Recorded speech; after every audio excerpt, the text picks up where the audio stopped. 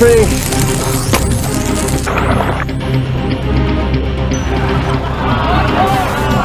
Pag-access na delikado sa ating kalusugan.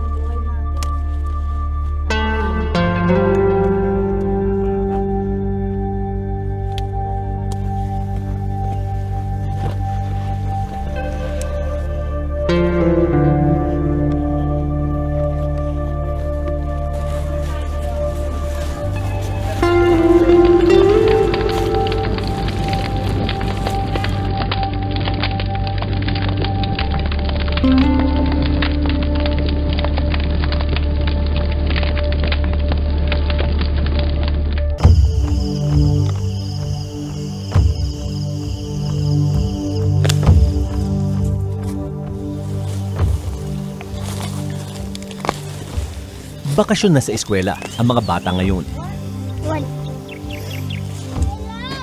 Pero ang 7 taong gulang si Arnulfo Abad Jr. may ibang kailangan pasukan na higit na mas maaga pa sa klase.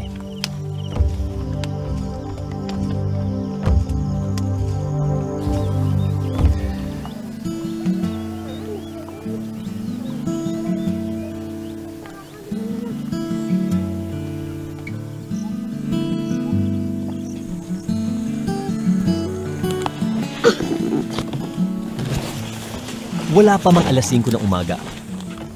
Si Arnulfo at ang kanyang 4 pang kapatid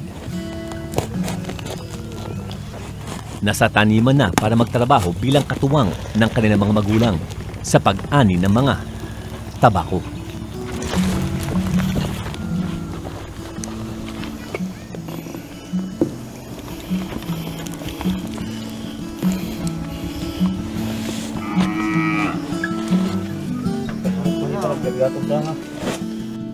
Meron talagang pagtatampo yung mga bata pag napapagod na.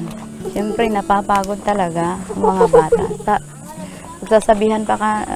Pagsasabihan pa kami na, "Nanay, pagod na kami. Mama, pagod na kami.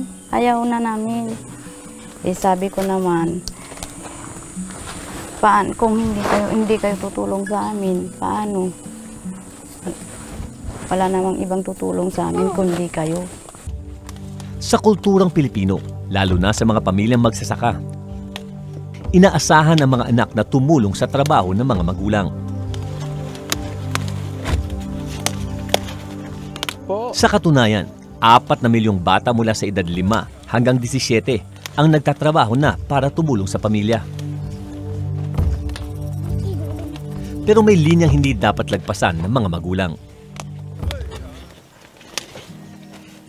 Ang sinasabi nating child labor, nangyayari lang yan kung exploitative ang condition. Ibig sabihin yan, inahayaan ng family na ma-prevent ang bata sa pagpunta sa school, na hindi na papaaralin ng bata kasi patatrabahoin na lang. Yan ang form of exploitation. Now, the other exploitative condition, kung ang bata ay exposed to hazardous condition. Kunyari, yung magtrabaho ka sa farm, kung ang heavy use of pesticides, fertilizer. Now, hindi lang sa farm, kahit na sa ibang way, pagtatrabaho sa bahay, kung hindi naman binibigyan ng tamang oras na pagtulog ang mga bata para sila talagang meron silang opportunity na ma-develop ang kanilang potential.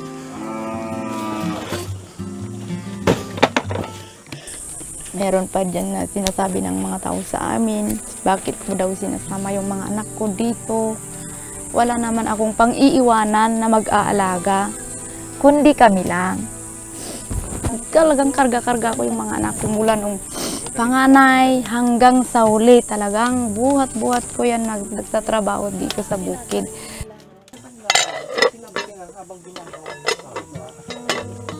Bago mag-alas 8, magsisimula na maghanda ng agahan si Vilma kasama ang mga anak sa kubong itinayo nila sa tabi ng kanilang taniman sa Barangay Bugnay sa Ilocos Sur. Dito sila nakatira tuwing bakasyon para makatipid sa kuryente May kayo. at mabantayan ang pugon na pinagtutuyuan ng mga dahon ng tabako.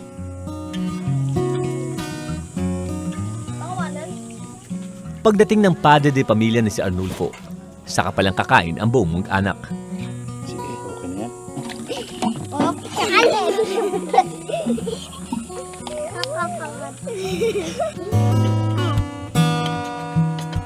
Mayroon pa yung isang buwan, talagang wala kaming pera. Wala man lang kaming pambili ng pagkain. Kundi pupunta ako sa nanay ko, sasabi ako, nanay, bigyan mo ako ng bigas para mayroon lang kang masahing pakain sa mga bata. Minsan wala. Titiis ako, mangungutang ako sa mga kapitbahay. Ganun. Tinitiis ko lahat. Lahat.